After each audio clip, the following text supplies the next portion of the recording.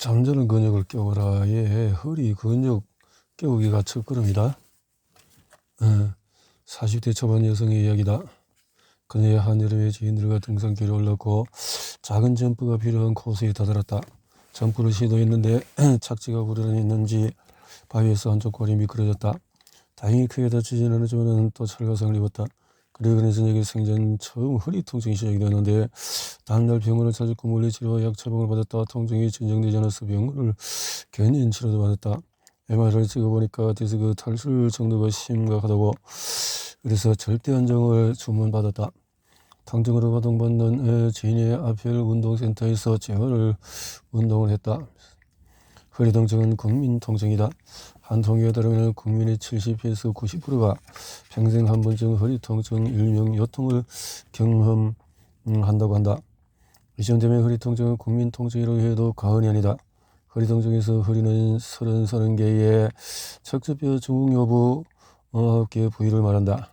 참으로 척추에는 경추 7개 등등등으로 되어 있다.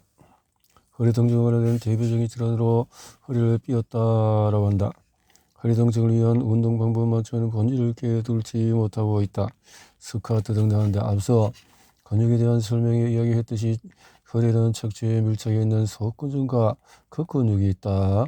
그렇다면 허리 속근육은 뭔가? 이런 속근육은 어떻게 해서 활성화가 가능한가? 그래서 감자탕은 빼놓을 수가 없다.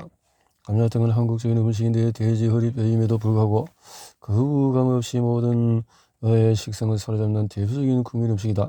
우거지 함께 오래 끓인 감자탕은 걸쭉하고 진한 국물과 그 안에 담긴 돼지 뼈마다 사이의 여들여들하면서도 쫄깃쫄깃한 고기를 발라 먹어야 제맛이다. 감자탕의 돼지 등뼈를 발라 먹어 봤다면 얼마나 다혈근을 쉽게 진작할 수가 있다. 허리 속 근육 사형제를 찾아라. 허리의 통증을 예방하기 위해서 활성화해야 하는 일명 허리 속 근육 사형제가 있다. 위로 현경과 척추 주변의 다혈근, 몸 아래 부분의 골반 바닥근, 다혈근 반대편에서 내장을 감싸는 복형근이다. 이들 근육은 허리를 중심으로 위아래 옆으로 허리와 내강을 감싼다. 이 4개의 코어 근육은 하나의 통과 같은 역할을 한다. 코어 근육통은 또 활성화하기 위해서 먼저 바른 자세로 늘어야 한다. 허리에 통증이 있다면 허리를 포함해서 척추 바닥이 바르게 되고 무릎 기역자를 하고 이 자세에서 많은 움직임이 필요하지는 않다. 코어 근육통에 해당하는 다혈근, 현경막, 복형근, 골반 바닥근을 띄우는 데 충분하다. 적절한 호흡과 호흡 그리고 아랫배 힘주기로 코어 운동을 활성화했다면 천천히 일어나서 걸어본다. 허리에 통증이 가해지지 않는 범위에서 빨리도 걸어보고 다시 천천히 움직여도 본다. 허리 근육.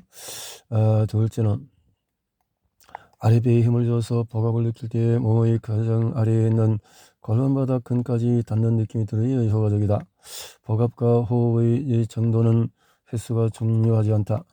허리 통증을 느끼지 않은 범위에서 여러 차례 반복하고 일어나 움직일 때 허리를 다치지 않도록 조심해서 일어나는 것이 중요하다. 허리 통증이 있다면 허리뼈 주변의 다혈근을 포함한 코어 근육은 잠을 자기가 쉽다. 이들 속 근육은 게을러서 잠을 자는 것이 아니라 허리 통증 때문에 움직이려 하지 않는 것이다. 허리 코어 근육이 움직여도 좋다는 명확한 사인을 주고 호흡과 복압 훈련 그리고 아랫배 힘주기로 스스로 깨어나도록 해야 한다. 코어 근육이 깨어나면 가벼운 걷기나 움직임으로 그 근육과 함께 움직일 수 있도록 반복하는 것이 좋다. 운동 재활 현장에서 복압과 호흡으로 근육 운동을 훈련하고 걸어보려고 하면 통증이 없는 것처럼 걷는 자신을 발견하고 놀라곤 한다. 이러한 코어 근육 훈련은 집에서 아침 저녁으로 손쉽게 할 수가 있다. 몇 세트 몇 분을 하느냐는 그다지 중요하지 않다.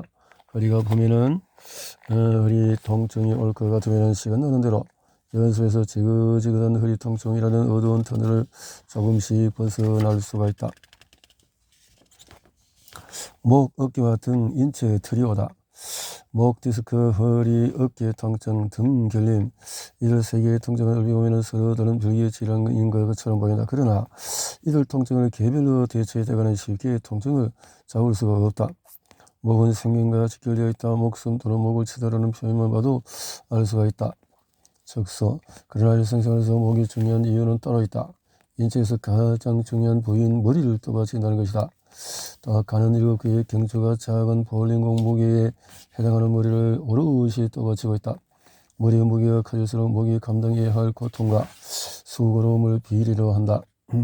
스마트폰이 목 질환의 주범이다. 현대인들을 가하던 스마트폰 이용은 목 질환의 대표적인 원인이다. 스마트폰이 컴퓨터보다 더 문제인 것은 화면이 작은 데다가 PC 화면과 달리 얼굴 앞에 두는 것이 아니라 가슴이나 허리 부분에서 보기 때문에 머리를 숙이는 자세가 더 심해진다는 데 있다. 여가를 주요 땀을 나누는 모임에서조차 사람들과 이야기하는 것이 아니라 틈날 때마다 휴대폰을 확인하고 사적인 일이나 직장 업무를 처리하는 것을 볼 수가 있다. 측만층은 10살 전후에서 발생한다. 등은 가슴과 벼의 반대쪽에 있다. 위로 목과 어리로 엉덩이 사이에 있으며 통상 허리 윗 부분이다. 등과 관련한 질환으로 앞서 근막 부분에서 설명한 근막 통증 증후군 외에 가장 친근한 등 관련 질환이 척추천망증이다. 이름이 말해주듯이 척추 일부분이 휘어져서 곡선이 생긴다.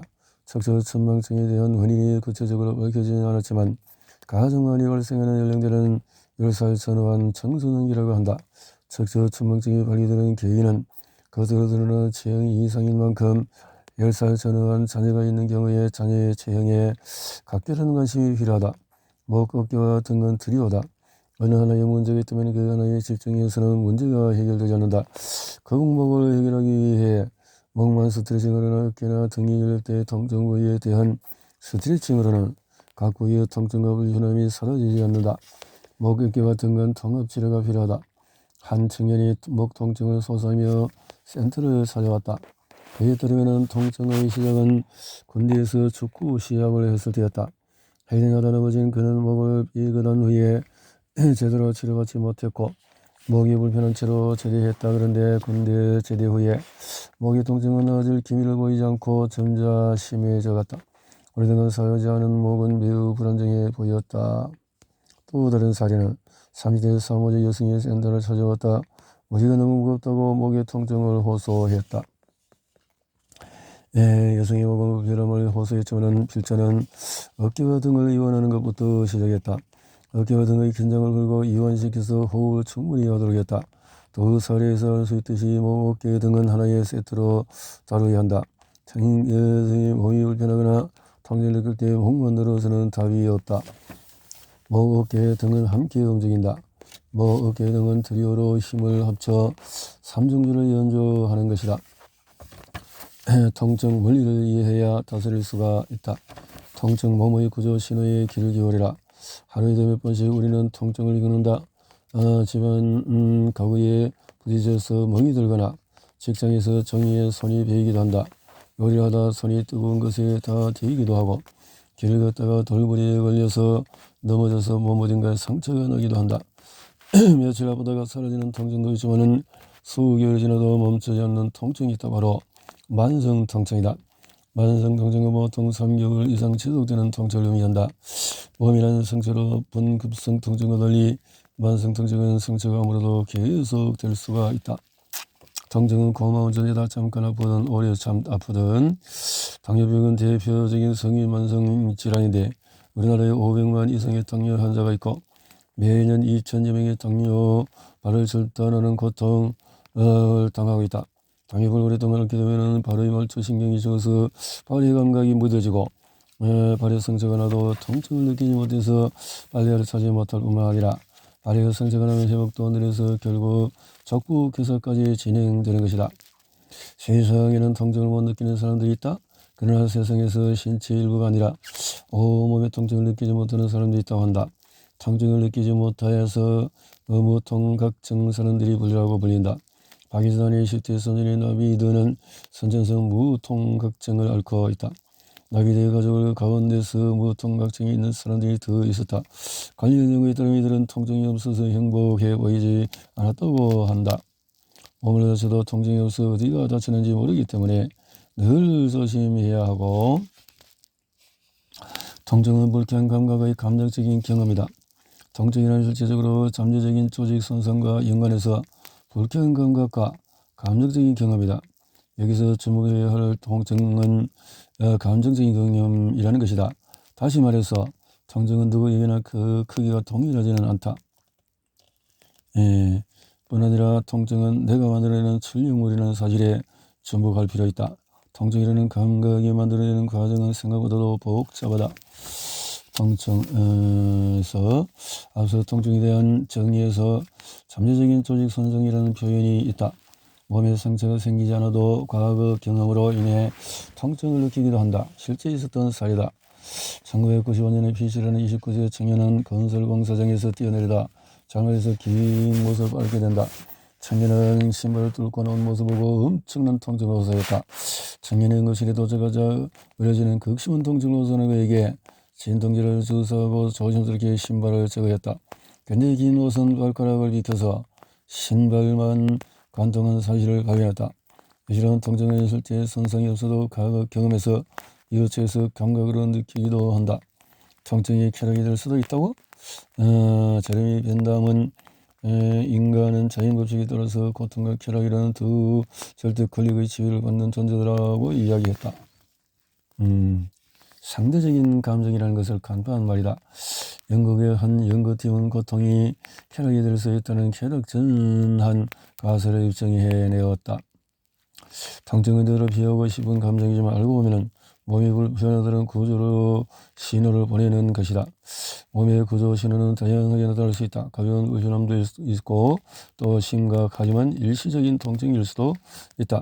통증이 낫지 않고 지속되면 만성 통증으로 변하고 통증 부위도 넓어질 수가 있다. 통증. 자, 두려움. 몸의 움직임을 가두다. 어느 날 센터에서 30대 여성의 K가 허리 통증을 왔다. 허리 통증이 오기 전에 새아이의 엄마인 그녀는 남부를 게 없이 달라는 가정주부였는데 119에 도움받아서 응급실을 향했고 병원에 실려간 K는 통증 조사를 받고 고통이 진정되자 퇴원 조치를 받았다. 중시시 응급실을 통해서 입원이 진행된 탓에 퇴원할 때는 날이 추웠지만 옷을 따뜻하게 입지 못했다. 집으로 오는 길에 한길을 겨내자 K는 갑자기 재채기가 나오고 근데 재채기 하려는 순간에 얼음물에 두 다리를 담그던 차범을 느끼며 그 자리에서 쓰러져 병원에 다시 입원했다.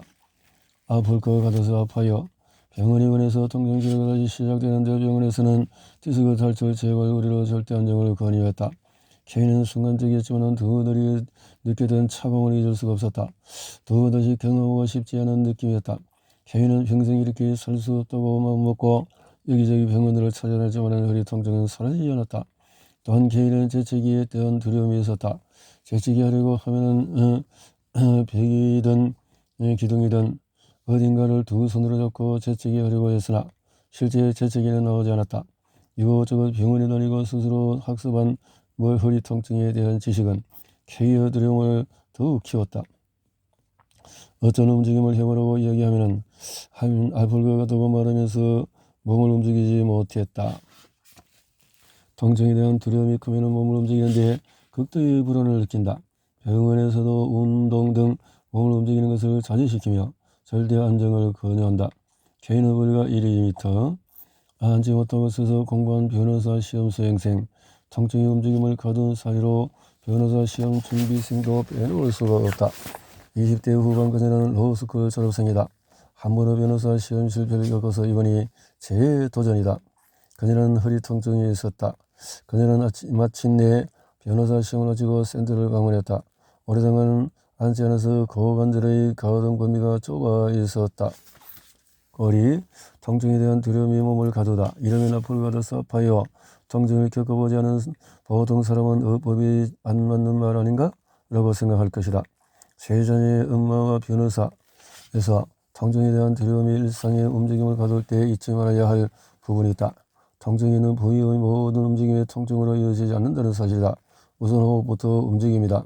두려움이 움직임을 가두지만은 정작 두려움을 극복하는 첫 실마리는 아주 작은 움직임의 시작이다. 이때 주의할 것은 통증을 느끼지 않는 범위에서의 움직임이라는 사실이다. 만성 통증 해법. 미궁에 빠지다. 눈에 보이는 적은 그다지 무섭지 않다. 인간을 진짜 두렵게 하는 것은 진짜 문제는 만성 통증이다. 통증. 만성통증은 원인이 불분명하다. 만성통증이 힘들고 두려운 이유는 그 원인은 불분명히 있다. 가령 허리 통증에서 디스크 알처를 영의해 MRI 촬영 영상을 보면 디스크가 튀어나온 것을 확인하고 이것이 통증의 원인이라고 하지만 MRI 상으로 같은 정도의 디스크가 튀어나와도 통증을 느끼지 못하는 사람이 적지 않다. 답답한 것은 병원이 아니라 통증 환자 자신이다. 통증 처리에 실망한 사람은 이 병원 저 병원 찾아다닌다. 진료소는 시술이나 심각할 경우에 수술을 건의하며 무리하지 말고 많이 걷고 스트레칭 등 운동하라고 하지만 지방이나 무엇을 어디부터 시작해야 할지 갈피를 잡을 수가 없다. 유튜브에서 이런저런 동영상을 보고 이것저것 시도해보지만 딱히 효과를 보지 못한다. 통증으로 죽는 사람은 없지만 통증의 고통으로 죽음을 선택하는 사람은 상당하다. 만성통증은 삶의 질과 밀접하게 관련이 있다. 통증으로 죽은 사람은 없다라는 말이 있다. 이 말은 맞는 말이기도 하고 틀린 말이기도 하다. 만성통증은 평균 수명의 지속에서 증가하는 고령의 사이에서 건강 수명을 늘리지 못하는 주범이 되어진다. 신경계의 민감화가 만성통증의 주범이다라고? 그렇다면 상처가 무는데 왜 통증은 지속이 될까? 뇌와 척수로 구성된 중추신경에는 우리가 느끼는 감각을 수용해서 운동 이론과 생체 기능을 조절한다.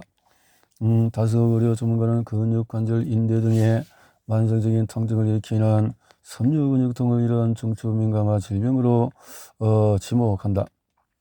사회적인 유대가 만성통증의 진통제 역할을 한다.